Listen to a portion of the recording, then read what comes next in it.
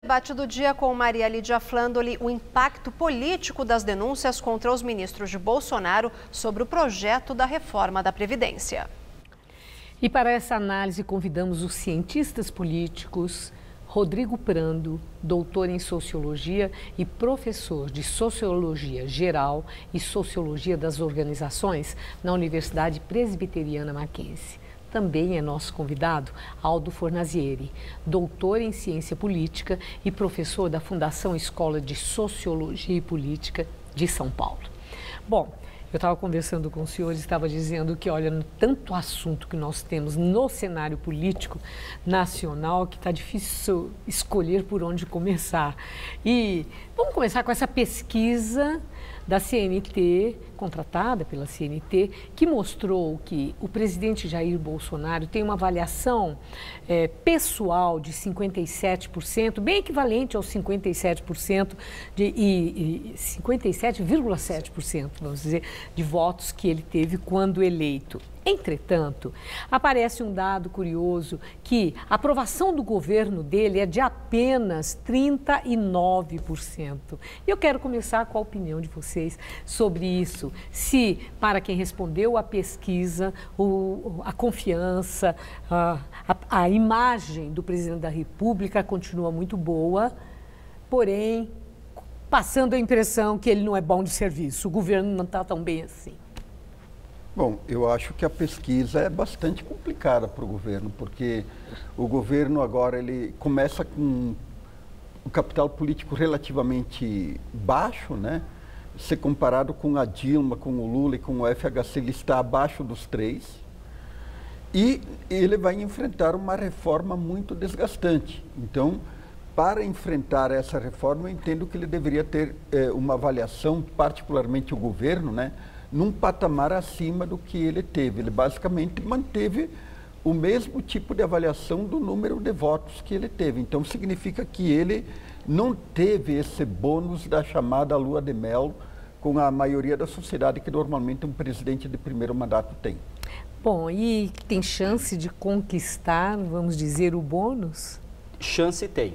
No entanto, eu concordo com o professor Aldo, que é o seguinte: se for olhar, não tem, por exemplo, nesses dados, uma forte crítica da oposição. Muitos erros vieram de dentro do governo. E nisso que você acabou de nos colocar, se ele é ruim de serviço. Então, o Bolsonaro do palanque para o Bolsonaro presidente ainda parece que estão num corpo só.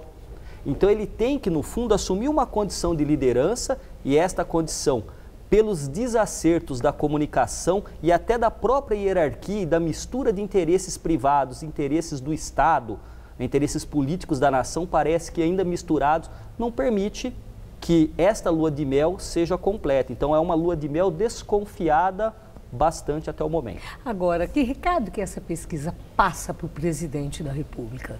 Eu acho que é um grande alerta. É um grande alerta que, aliás, o próprio Rodrigo Maia, ele fala isso que o professor mencionou, né? Quer dizer, que o Bolsonaro continua com o discurso da campanha. E esse discurso da campanha, ele atrapalha a articulação política. A rigor, o governo não tem uma base política no Congresso. Quer dizer, o PSL não é propriamente um partido, é um ajuntamento de pessoas. E ele não tem esse trânsito junto com outros partidos.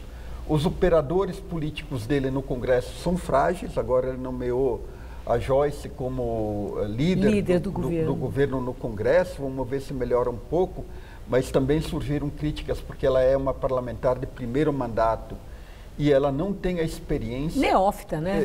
Neófita, quer dizer, então eu acho que existe uma dificuldade muito grande. E as denúncias que envolvem o filho do Bolsonaro, envolvem alguns ministros, eu acho que elas podem não ter um impacto direto na votação. No entanto, elas têm um impacto no desgaste da imagem do presidente, porque ele se enfraquece perante o Congresso. Esse que é o dado. Quer dizer que a interferência dos garotos do Bolsonaro atingem a imagem do próprio presidente? Atingem e deixam a forma como foi o Bebiano saiu do governo, ela foi muito traumática, porque quem confia numa interlocução direta com o Bolsonaro na medida em que ele vai e chama o ministro de mentiroso? Quer dizer, o parlamentar ele confia numa conversa direta com o presidente? Agora, o quanto isso compromete o próprio presidente, esse entrevero com o ministro, com o Bebiano, que resultou na exoneração? Não, é absolutamente desnecessário da perspectiva política, da perspectiva da organização de um governo que precisa colocar, nesses 100 primeiros dias, 2 projetos fundamentais e quis colocar ao mesmo tempo. E são projetos que dão visibilidade. O pacote anticrime de Sérgio Moro e a reforma da Previdência. Sim, uma agenda positiva que é algo que... Ótimo, essa agenda positiva é importante para todo o governo. Agora, para que a agenda positiva prossiga e traga resultados, ele precisa exercer liderança política e não misturar assuntos familiares e pessoais com questões de Estado. A demissão do ministro, a exoneração do ministro Bebiano e os áudios vazados mostram que o governo ainda está tateando e não conseguiu encontrar o prumo correto. Falando nisso do tateando, né? Partindo daí, depois a gente vai para o Congresso, para articulação política, essa coisa toda. Mas ainda no governo, a equipe do presidente, esses entreveros com o ministro, então primeiro o Bebiano, aparece agora com denúncia gravíssima envolvendo o ministro do Turismo e fica aquela situação, cai, não cai, manda embora, não manda, porque o critério para um, outro para outro, etc. E culminando com a desastrosa mensagem do ministro da Educação para as escolas do país. E o ministro enviando aquela mensagem oficial em que ele utiliza slogan de campanha, deixando claro que ele está configurando ali propaganda política num ato de governo. Bolsonaro precisa primeiro arrumar a casa, professor? Eu acho que a arrumação da casa ela é necessária. Como é que ela está sendo feita agora? Com uma intervenção crescente dos ministros militares. Então, tem um núcleo ideológico do governo que ele atrapalha terrivelmente o governo, identificado nas relações exteriores, na educação, no Ministério da Família e no Meio Ambiente. Por exemplo, eu vejo o seguinte, na segunda-feira, na reunião do Grupo de Lima, de certa forma o ministro das Relações Exteriores foi desbancado. Quer dizer, quem assumiu em grande medida a condução da política externa do Brasil é o vice-presidente da República, Mourão. Porque aparentemente o único núcleo, tirando a economia que tem um projeto ultraliberal, o único núcleo racional do governo é o núcleo militar, que ele não tem voto no Congresso, quer dizer, ele não comanda parlamentar, mas ele consegue dar algum rumo e em certo sentido os militares, os generais, eles se colocam aí como uma barreira de contenção para que o governo não cometa desastres ainda maiores do que ele vem cometendo. Aqui mesmo, eu me lembro que o professor Cláudio Lembo disse aí aos telespectadores que podiam ficar serenos, porque os militares que já haviam sido anunciados, como da equipe de governo, como ministros de Estado, eram pessoas com uma formação muito sólida e sensatos, e que eles tinham a condição de conter eventuais excessos do próprio presidente e de conter, segurar, né, o presidente, que não havia razões para preocupação, porque na economia ele estava bem cercado, ali com os militares havia também um grupo de pessoas onde sensatez poderia prevalecer. Vocês veem assim que ali existe um grupo que possa de fato ser aquele que vai garantir o equilíbrio nas ações de governo? Maria Lídia, um governo não pode ter um único grupo que garanta a estabilidade e a governabilidade. Por isso que eu insisto na questão da liderança que o presidente tem que exercer. O presidente é o comandante em chefe das Forças Armadas e na hierarquia, porque tem o voto, é legitimidade do voto, ele deve dar o tom.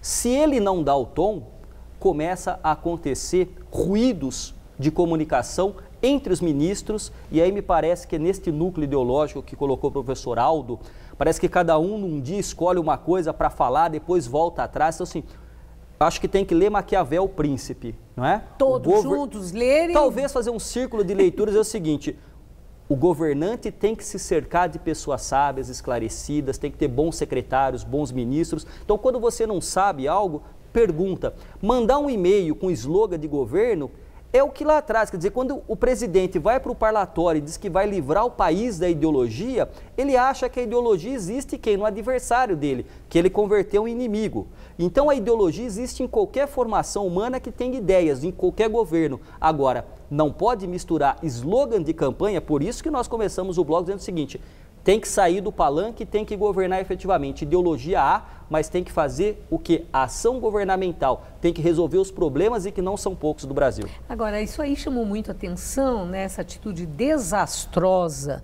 do ministro da Educação. Houve uma reação nos mais diferentes setores, na própria sociedade, entidades representativas protestando, e sendo a educação o espaço de governo que vai definir a qualidade de futuro, né, do país, da vida do país. E quando o ministro da Educação envia a mensagem com o slogan Brasil acima de tudo, Deus acima de todos, ele configurou ali a partidarização das escolas? Com certeza. Veja o seguinte, quer dizer, eu penso que o Bolsonaro, ele perdeu dois elementos fundamentais do discurso que ele tinha. O primeiro, que era de combate à corrupção, que ele moveu a campanha em grande medida em cima disso, quando aparece o seu filho envolvido com problemas complicados, com milícia, com não sei mais o quê, e agora ministros, né? E o segundo era esse discurso do combate à ideologia. Nem na época da ditadura militar houve uma ousadia tão grande no sentido de tentar imprimir um curso ideológico à educação brasileira. Foi ousadia ou o ministro exibe um despreparo para o exercício da função? Ousadia misturada com despreparo. Ele não tem preparo nenhum, quer dizer, ele não tem nenhuma inserção numa política educacional, não sabe o que é a política pública da educação. Com política pública. Exatamente. Então ele não tem o menor preparo, mas digamos assim que ele... quer dizer, a ignorância ousada, ela é a mais perigosa que tem, porque ela comete loucuras. Então é nesse sentido que foi uma ousadia enlouquecida. Ameaçadora, ousadia ameaçadora. Exatamente. Então eu acho assim que eu penso que mais dia, menos dia, vai ter uma pressão ou por parte da sociedade ou por setores internos do próprio governo para uma limpeza desse setor ideológico lunático, assim, que vem perdendo, tirando a credibilidade do país. Quer dizer, o governo não pode continuar com ministros desse tipo. Mas fica aí uma dúvida. Essas atitudes de ministros, do próprio ministro das Relações Exteriores, dos filhos de Bolsonaro, o ministro da Educação, são atitudes tomadas à total revelia do presidente da República ou com a anuência dele? Ele está sabendo, eles estão agindo e ele está concordando e subscrevendo. Bom, vocês acham que é a revelia dele ou tem anuência? Pelos áudios que nós ouvimos e pelas transcrições que lemos no episódio do Bebiano, ele desautorizou o ministro que tinha autonomia para marcar uma reunião e essa reunião foi desmarcada. Então, eu não sei até que ponto o fato dele ter a saúde comprometida depois do atentado, do esfaqueamento, o retirou da cena política a ponto, por exemplo, de um sobrinho dele, não é? Ter frequentado o Palácio do Planalto mais vezes que o próprio presidente, que é amigo do filho dele mais novo, né, do Carlos Bolsonaro. Então, isso mostra que muitas vezes essas ações, eu não sei se é uma conjugação de ignorância e ousadia, mas tem um ponto que ele retrocedeu. Agora, um governo não pode ir e retroceder, porque isso vai minando, vai alquebrando a confiança. Agora, este núcleo ideológico dá lastro ao presidente, especialmente no seu eleitorado mais firme. Porque o eleitor do Bolsonaro não é todo ele bolsonarista, que assume os valores e as ideias do presidente e da equipe que o cerca. Ele era alternativa para essas pessoas contra o que de fato elas queriam que não prosseguisse. Sim, mas aí que tá, teve um voto de protesto enorme contra o PT e tudo mais, então quem votou em Bolsonaro necessariamente não queria que fosse ele, mas porque não queria que fosse o outro. Então foi uma eleição de 2018 muito atípica. Agora, ou o governo corrige, ou ele vai dar aos formadores de opinião, à mídia, aos intelectuais, sempre um elemento que é para toda semana ter algo a ser criticado. E essa agenda positiva, pacote anticrime, que já foi desfigurado e a questão da Previdência começa a perder espaço. Especialmente a questão da Previdência precisa negociar. Bolsonaro esteve na Câmara por muito tempo, sabe que tem que negociar. Agora, mas eu quero ainda me deter um pouco na ação do ministro da Educação, que eu confesso para os senhores, que foi preocupante para muita gente. E o ministro, e ele se deu conta disso, né, já se desculpou e tirou o tal do slogan. Porém, né, não mudou o conteúdo das palavras, da mensagem. Basta ele se desculpar, retirar o slogan, ou ficou claro que subsiste a intenção de infundir conceito cívico de pátria e fazer propaganda política do governo, ignorando os objetivos estratégicos que devem nortear a educação no país? Eu acho que ele é movido por essa ideologia. Agora, qual é o espaço e qual é o poder que ele tem? Eu acho que é muito pequeno.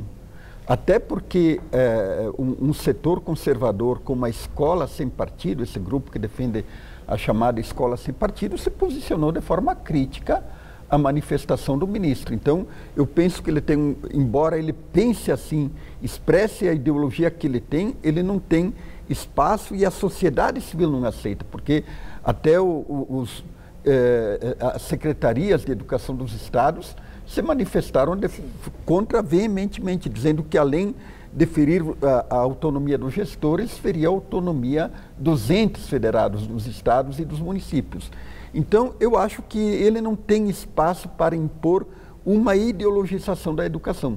Porém, o dano que ele faz à educação é muito grande, porque a educação brasileira ela tem problemas enormes. Nós temos uma má avaliação nas avaliações internacionais que são feitas, quer dizer, nós sofremos. Então, teria que ter um ministro que enfrentasse os reais problemas da educação. Sem falar na evasão escolar. Sem falar da evasão escolar. Quer dizer, a maioria dos jovens que terminam o ensino fundamental não terminam o ensino médio. Então, esses são os problemas reais da educação. Agora, e o hino nacional?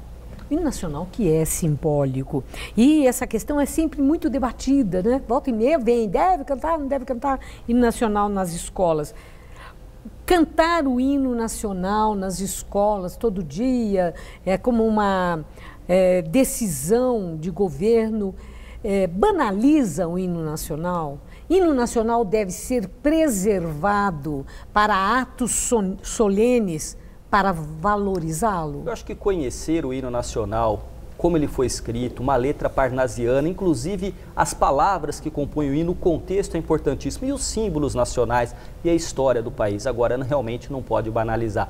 Tudo com cautela. Banaliza-se sistematicamente, colocar os meninos lá para ficar em fila e cantar? Eu cantei, eu tive educação moral e cívica na escola, eu cantei, então eu acho que a gente tem que efetivamente